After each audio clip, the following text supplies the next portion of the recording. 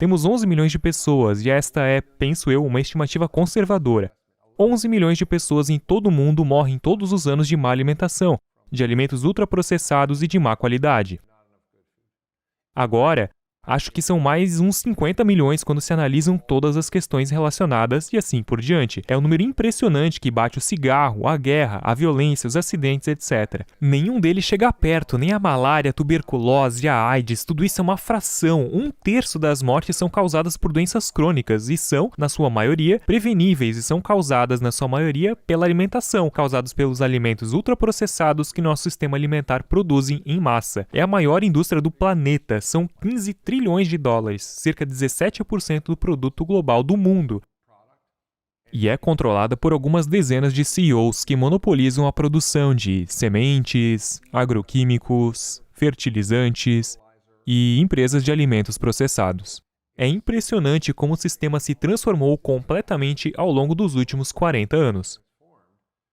E eu me recordo quando estava em uma loja ou cafeteria e vi foto de Woodstock, olhando para aquele mar de pessoas e... Os anos 60, né? Por aí. 69. E não havia uma pessoa com excesso de peso. Eu assisti esse filme, acho que se chamava Amazing Grace, numa igreja afro-americana. Agora, 80% das mulheres afro-americanas estão acima do peso. 80% hoje? 80%. E por que isso? Bem, porque são alvo da indústria alimentícia. Porque estão num ciclo vicioso de estresse econômico e social. São alvos de manipulação injustas por parte da indústria alimentícia. Isso está bem documentado, por exemplo, por estudos de Yale, onde analisam a quantidade de publicidade e a sua segmentação para as pobres afro-americanas e hispânicas. É impressionante. E não havia uma única pessoa acima do peso no mar de afro-americanos em 1970. E assim, literalmente aconteceu. Eu tinha 11 anos de idade em 1970. E em toda a minha vida vi essa mudança. Portanto, temos um grande problema de doenças crônicas que as pessoas sofrem. É a falência das pessoas, é a falência do nosso país. Quero dizer, pense na quantidade de estresse econômico. Falamos E tem a de... questão do plano de saúde também. As pessoas gastam muito mais de seguro-saúde nisso porque vão muito mais ao médico por conta desses problemas, não é? Com certeza! E muitos não estão adequadamente cobertos, por isso existem muitas coparticipações. As pessoas podem ter 10 mil, 20 mil dólares de coparticipação. Tive um paciente no outro dia que tinha diabetes e controlei sua diabetes através da alimentação. E ele disse, economizei 10 mil dólares por ano em coparticipação caramba. e para minha insulina e... Só em Sim, remédio. e quando olhamos para o montante gasto com diabetes nesse país, que é basicamente 1 em cada 2 americanos que têm pré-diabetes ou diabetes tipo 2, 1/3 dos gastos do Medicare é com a 1/3 do diabetes. Medicare 1/3 só para com diabetes. diabetes. Sim, Medicare, se fosse uma empresa, seria a maior empresa do mundo, um orçamento de 1 trilhão de dólares Para por com ano. isso. Sim, 1/3 do total das nossas receitas de impostos federais deverá crescer para 100% das nossas despesas obrigatórias até 2048. E em 6 anos, Luiz, 6 anos, o fundo fiduciário do Medicare, que é uma espécie de conta bancária que utilizamos para garantir a cobertura dele, é um pouco complicado como funciona, mas o fundo vai ficar sem dinheiro. Isso significa que vamos ter que obter 1 trilhão de dólares por ano das nossas receitas fiscais. Não estamos cobrindo... Meu Deus. Isso é uma ameaça para a nossa economia, é uma ameaça para a nossa estabilidade política, é uma ameaça até mesmo para a segurança nacional, porque 7 em cada 10 crianças que se alistam nas Forças Armadas são rejeitadas. Não entram, não porque conseguem. são muito gordos ou fisicamente inaptos Sem para lutar. chance. Sim, há 700 almirantes em geral que publicaram um relatório chamado Doente e Desesperado, sobre a ameaça à nossa segurança militar e nacional. E não só isso, os soldados estão acima do peso. Estamos alimentando-os com lixo. Eles vão para o Iraque, Afeganistão, e o motivo número 1 para as evacuações médicas não foram os ferimentos de guerra. Foram problemas relacionados com a obesidade. Não, sem Sim, chance. 100%. Problemas de obesidade? Como assim? Como eles estavam Feridos. gordos e... Lesões por excesso de peso. Uau. Você pode ler sobre isso, não fui eu que inventei isso.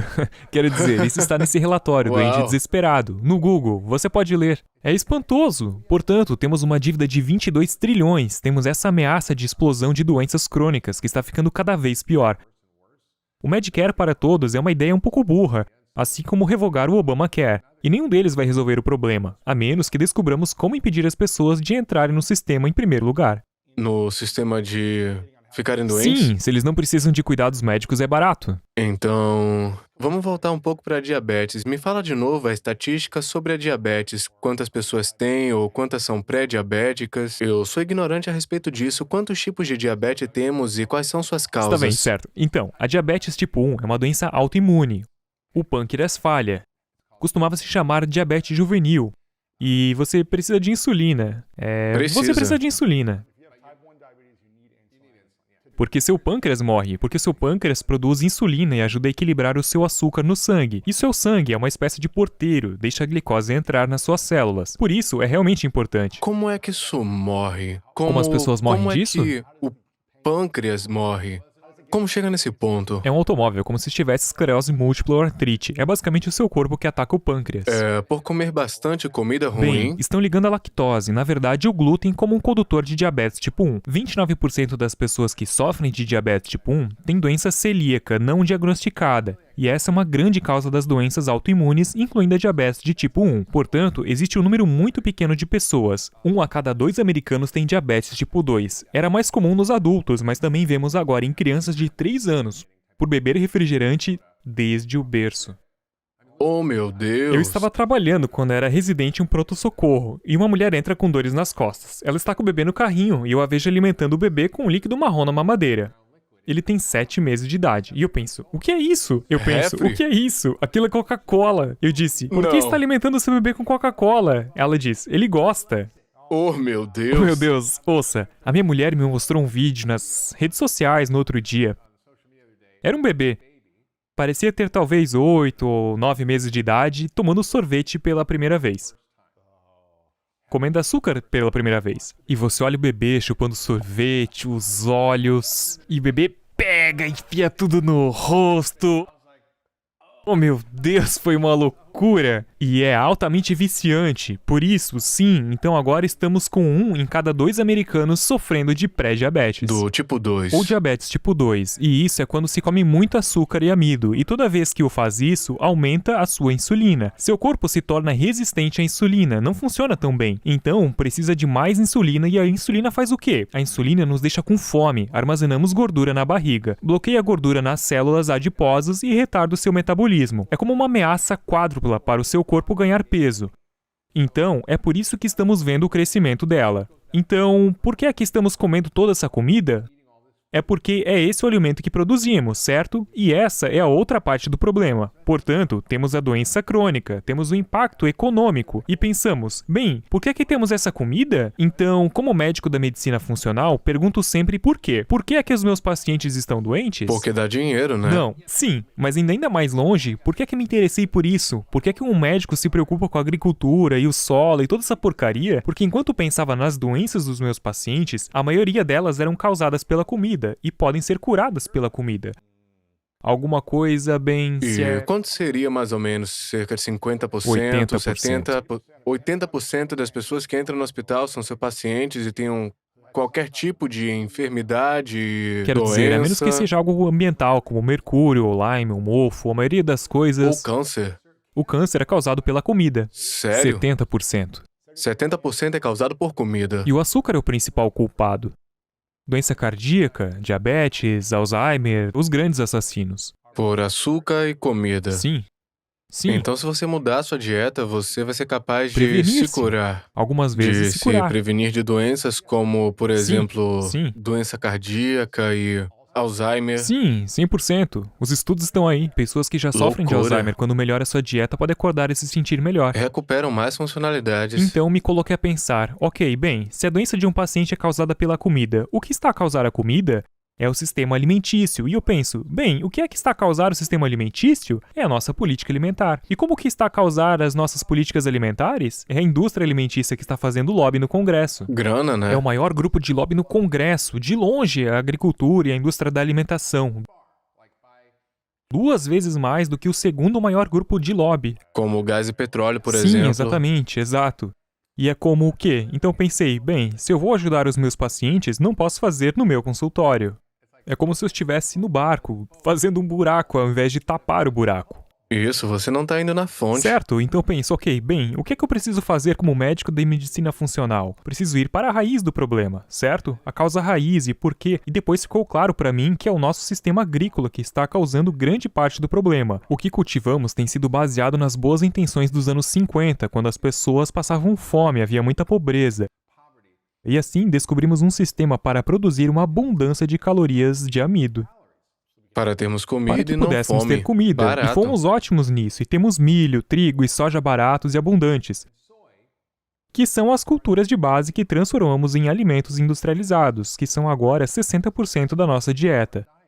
E para cada 10% que você come, seu risco de morte aumenta em 14%. Não diga isso. Sim, portanto Loucura. você está basicamente alimentando os americanos com uma dieta que sabemos que vai matá-los. A pesquisa é tão clara, no entanto não fazemos nada a respeito, porque talvez essas políticas alimentares disfuncionais e a forma como cultivamos os alimentos causam as mudanças climáticas. A causa número 1 das mudanças climáticas é o nosso sistema alimentício. Sério? As pessoas não se apercebem disso, não sabem. Eu penso, é petróleo, e gás e todas essas Mas coisas. o que é isso? É o óleo do caminhão? São fezes de animais? O Portanto, que antes é? de mais nada, o desmatamento é devastador. Não só destruímos o solo sobre o qual cortamos as árvores, como as árvores são armazenadores de carbono. Portanto, perdemos isso. Então não estão absorvendo carbono e Não estão produzindo absorvendo oxigênio. dióxido de carbono. Certo, basicamente as plantas absorvem o dióxido de carbono. É isso que elas respiram. Nós respiramos oxigênio. Por isso, o antídoto perfeito, certo? E depois o solo também é prejudicado. Perdemos 1/3 de nosso solo superficial. É responsável agora as pessoas. Não sabem disso, mas de todos os gases do efeito estufa na atmosfera, a perda do solo, matéria orgânica, como o solo saudável e rico, é responsável por 30 a 40% de todos os gases do efeito estufa atualmente na atmosfera desde a Revolução Industrial. E por que isso acontece? Será que é por causa do... Porque o solo pode conter mais carbono do que se encontra na atmosfera nesse momento. Há 1 trilhão de toneladas de carbono na atmosfera, que é muito. Não sei nem sequer como medir isso. E o solo pode conter 3 bilhões de trilhões de toneladas de carbono. E como se faz isso?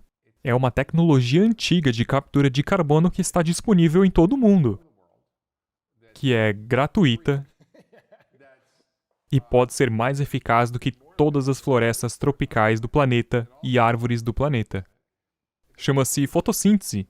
E se houver pastagens, por exemplo, como se tivéssemos grandes pradarias nos Estados Unidos, eles sugam carbono, respiram-no e colocam-no através das plantas, nas raízes, alimentam os fungos micorrízidos, que depois fazem um solo saudável alimentar as bactérias. E obtém-se esse solo vivo, incrivelmente rico, que contém enormes quantidades de matéria orgânica, que é carbono, certo? Os carboidratos. Vem da palavra carbono, que vem de dióxido de carbono. Ding, ding, ding. Tudo isso está ligado. E assim perdemos... Então não temos mais o solo para ele consumir e devolver o oxigênio, eu acho, e a gente está apenas consumindo isso de formas diferentes, não é? Sim, e o solo pode conter tanto carbono. A ONU estimou que se tomássemos dos 5 milhões de hectares de terras agrícolas degradadas em todo o mundo, se tomássemos apenas 2 milhões disso e gastássemos 300 milhões, que é o total dos gastos militares durante 60 dias em todo o mundo, o que não é muito, 60 dias, 2 meses das despesas militares de todos, poderíamos literalmente atrasar as mudanças climáticas em 20 anos. Uau! Por devolver o carbono no solo. E não apenas isso, ele retém a água. Olhe em Iowa, no centro-oeste, houve inundações que apenas destruíram 1 milhão de acres de terra de cultivo, que de outra forma poderiam ter sido preservados se o solo pudesse reter a água, mas fica na superfície ou flui, e perdemos toda essa água. Então, quando você tem uma matéria orgânica do solo, ela retém 27 mil galões para cada 1% de matéria orgânica no solo por acre. Por isso, é um incrível reservatório de água, é um armazenador de carbono, e perdemos todos esses solos. E é porque estamos cultivando essas culturas de mercadorias, destruindo o solo. Estamos provocando uma erosão, ela escorre para os rios. Matamos toda a vida de matéria orgânica, envenenando com fertilizantes, pesticidas, herbicidas, glifosato. E é impressionante. E depois temos todo esse tipo de consequências involuntárias. Começamos a cultivar todos esses alimentos e pensamos que a revolução agrícola era ótima. Todos os produtos químicos são ótimos, os fertilizantes são ótimos. Podemos fazer todo esse bom material, tratores, grandes fazendas, mais alimentos, alimentar o mundo. E é a produção dos piores alimentos do planeta que está causando danos ambientais devastadores, mudanças climáticas espantosas. Portanto, é a perda do solo, é o desmatamento, é a criação industrial dos animais que deveria ser banida. É o armazenamento, a refrigeração, o transporte, quer dizer, os desperdícios de comida. É muito. Sim, nós desperdiçamos 40% da nossa comida. Acreditamos Tá que... no prato e a gente não Imagine ir ao come. mercado, comprar um monte de mantimentos, chegar em casa e jogar 40% no lixo. Em média, os americanos desperdiçam $1.800 de comida por ano. Cerca de meio quilo por dia. E isso vai para os aterros sanitários, depois apodrecem e criam metano. Assim, você pode ser um vegano jogando seus restos de comida, contribuindo para as mudanças climáticas. Se os resíduos alimentares fossem ao nosso país, seria o terceiro maior emissor de gases de efeito estufa depois dos Estados Unidos e da Uau. China. Sim, é metano. É sempre para consertar, mas quando se olha para todo o sistema alimentícios, é a fonte número 1 das mudanças climáticas, cerca de 50% dos gases do efeito estufa. E as pessoas não se importam com isso. O que quer que aconteça na vida ao seu redor, isso não o fará sofrer de verdade. Uma vez livre do sofrimento, somente quando você estiver livre do sofrimento, livre do medo do sofrimento, você explorará a sua vida em toda a sua profundidade e dimensão.